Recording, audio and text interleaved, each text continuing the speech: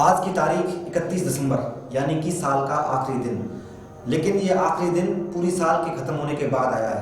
पूरी साल में तमाम तरह की खबरें आई। अब हम इस वीडियो में जानेंगे कि पूरी साल भर कौन कौन सी मुख्य खबरें रही। बहुत जल्दी बहुत शॉर्ट में पूरी खबर देने की कोशिश करते हैं। साल की शुरुआत हुई स्वच्छ भारत मिशन के अभियान से।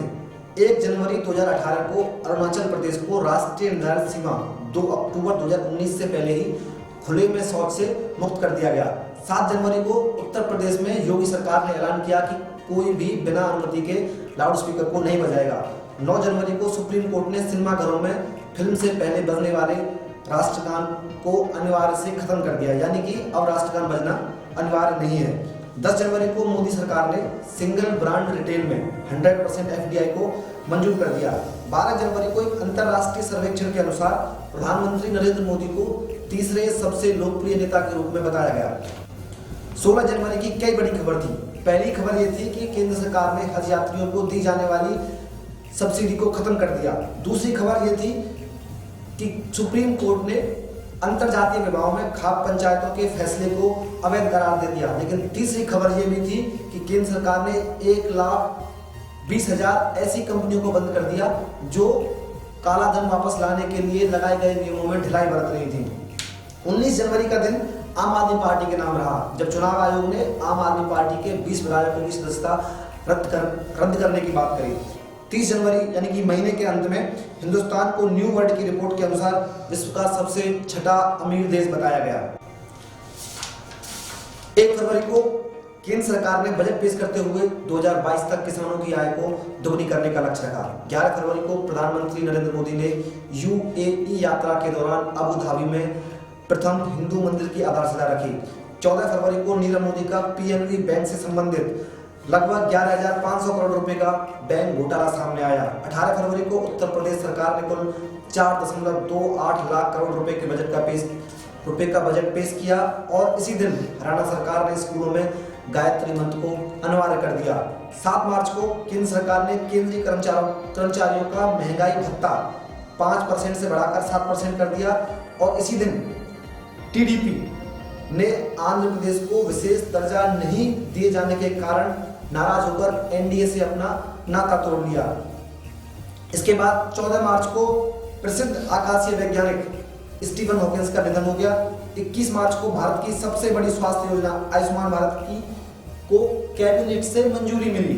23 मार्च को कर्नाटक सरकार ने लिंगायत समुदाय को आरक्षण दिया। 10 अप्रैल को प्रधानमंत्री नरेंद्र मोदी ने बिहार में पहली विद्युत हाई स्पीड ट्रेन का शुभारंभ किया। 14 अप्रैल को प्रधानमंत्री ने अंबेडकर के जन्मदिन के अवसर पर आयुष्मान भारत के प्रथम चरण का शुभारंभ किया। 23 अप्रैल को दुनिया की सबसे वृद्ध महिला जापानी महिला थी नवी ताजमा का निधन हो गया। उसके बाद 5 मई को छत्तीसगढ़ सरकार ने पुलिस में ट्रांसजेंडरों की भर्ती को करने का फैसला किया। 6 मई को हार्वर्ड यूनिवर्सिटी की एक रिपोर्ट के मुताबिक भारत दुनिया की सबसे तेजी से बढ़ने वाली अर्थव्यवस्था बन गया। 15 मई को राज्यवर्धन राठौर को सूचना एवं प्रसारण मंत्रालय एवं पीयूष गोयल को जब तक कि अरुण जेटली ठीक ना हो जाएं वित्त मंत्रालय संभालने को दिया गया। 23 मई को HD कुमारस्वामी ने कांग्रेस के गठबंधन से कर्नाटक के CM के रूप में शपथ ली। 27 मई को प्रधानमंत्री ने बागपत में स्मार्ट एक्सप्रेसवे का उद्घाटन किया। इससे एक दिन बाद 28 तारीख को लोकसभा के चुनाव थे, जिसका 31 तारीख को रिजल्ट आना था। इस रिजल्ट में भाजपा फूलपुर और कैराना दोनों सीटें हार गई। उसके बाद 19 जून को बीजेपी ने जम्मू कश्मीर में PDP के साथ गठबंधन तोड़ दिया, जिसके बाद महबूबा मुफ्ती ने अपने CM पद से इस्तीफा दे दिया। 11 जून को रेल मंत्रालय द्वारा यात्रियों की शिकायत के निवारण के लिए रेल मदद ऐप को लॉन्च किया गया। 21 जून को विश्व भर में अंतर्राष्ट्रीय योग दिवस मनाया गया। इसी को लागू हुए पूरा 1 साल हो गया, इसलिए 1 जुलाई 2018 को GST दिवस के रूप में मनाया गया। 8 जुलाई को प्रधानमंत्री नरेंद्र मोदी ने नोएडा में दुनिया की सबसे बड़ी फैक्ट्री का उद्घाटन किया। 19 जुलाई को हिंदी के सुप्रसिद्ध गीतकार गोपाल दास नीरज का निधन हो गया।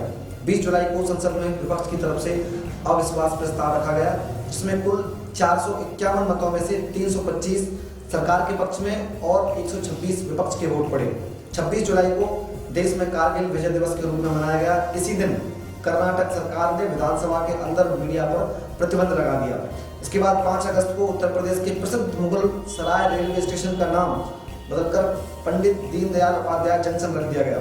8 अगस्त को दिल्ली हाईकोर्ट ने भीख मांगने को अपराध की श्रेणी से हटा दिया।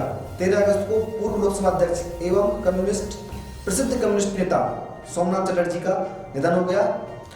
15 अगस्त को नरेंद्र मोदी ने लाल किले से जन आरोग्य योजना की घोषणा की, जिससे देश के 10 करोड़ परिवारों को लाभ मिल सकेगा, जिसके तहत 5 लाख तक के इलाज की सुविधा दी जाएगी। 16 अगस्त को पूर्व प्रधानमंत्री अटल बिहारी वाजपेयी का निधन हो गया। 30 अगस्त को रिजर्व बैंक ने बताया कि 500 और 1000 के बंद किए नोटों में से 99.3% नोट वापस आ गए हैं। 6 सितंबर को सुप्रीम कोर्ट ने धारा 377 पर फैसला सुनाते हुए इसे अपराध की श्रेणी से बाहर कर दिया। इसी दिन तेलंगाना के सीएम चंद्रशेखर राव ने विधानसभा भंग कर दी और इस्तीफा दे दिया। 20 सितंबर को संयुक्त राष्ट्र विकास कार्यक्रम UNDP के रिपोर्ट के मुताबिक वित्त वर्ष 2005-06 से 2015-16 के बीच भारत में लगभग 27.1 करोड़ लोग गरीबी रेखा से बाहर हो गए। 27 सितंबर को सुप्रीम कोर्ट ने IPC की धारा 497 को रद्द कर दिया। 29 सितंबर को सुप्रीम कोर्ट ने केरल के सबरीमाला मंदिर में महिलाओं को प्रवेश करने की अनुमति दे दी। 10 अक्टूबर को प्रधानमंत्री ने हरियाणा के रोहतक शहर में किसान नेता सर छोटू राम की 64 फीट लंबी मूर्ति का अनावरण किया। 17 अक्टूबर को हिसार कोर्ट ने रामपाल और उसके 13 साथियों के साथ उनको उम्र कैद की सजा सुनाई। 31 अक्टूबर को प्रधानमंत्री ने विश्व की सबसे ऊंची प्रतिमा के रूप में 182 मीटर की ऊंची Sardar Patel statue of unity का अनावरण किया। 1 नवंबर को रोहित शर्मा वनडे क्रिकेट के इतिहास में सबसे तेज 200 छक्के लगाने वाले पहले बल्लेबाज बन गए। 2 नवंबर को मुख्य न्यायाधीश रंजन गोगोई ने justice Hemant Gupta, justice R Subhash Reddy, justice MR Shah और जस्टिस अजय रस्तोगी को सुप्रीम कोर्ट के जज के रूप में शपथ दिलवाई। 5 नवंबर को बिहार में विश्व का सबसे बड़ा हॉस्पिटल बनाने का आश्वासन दिया गया, घोषणा की गई। 7 नवंबर को फैजाबाद जिले का नाम बदलकर अयोध्या कर दिया गया। 19 नवंबर को पूर्व प्रधानमंत्री मनमोहन सिंह को इंदिरा गांधी शांति पुरस्कार प्रदान किया गया। 25 नवंबर को कर्नाटक सरकार ने छोटे व्यापारियों को ब्याज मुक्त ऋण बांटने के लिए वृद्धवरा बंधु यानी कि गरीबों का मित्र योजना शुरू की। 2 दिसंबर को महाराष्ट्र में मराठाओं को आरक्षण के लिए विधेयक पास किया गया। 10 दिसंबर को RBI के गवर्नर उर्जित पटेल ने अपने पद से इस्तीफा दे दिया। 11 दिसंबर को भाजपा 3 राज्यों में चुनाव हार गई, राजस्थान, छत्तीसगढ़ और मध्य प्रदेश में। 20 दिसंबर को लोकसभा में सरोगेसी बिल पास कराया गया और जम्मू कश्मीर में राष्ट्रपति शासन लग गया क्योंकि राज्यपाल के 6 महीने पूरे हो चुके थे। 28 दिसंबर को लोकसभा में 3 तलाक का बिल पास कराया गया और आज 31 दिसंबर को भारत ने ऑस्ट्रेलिया को 137 रन से हरा दिया।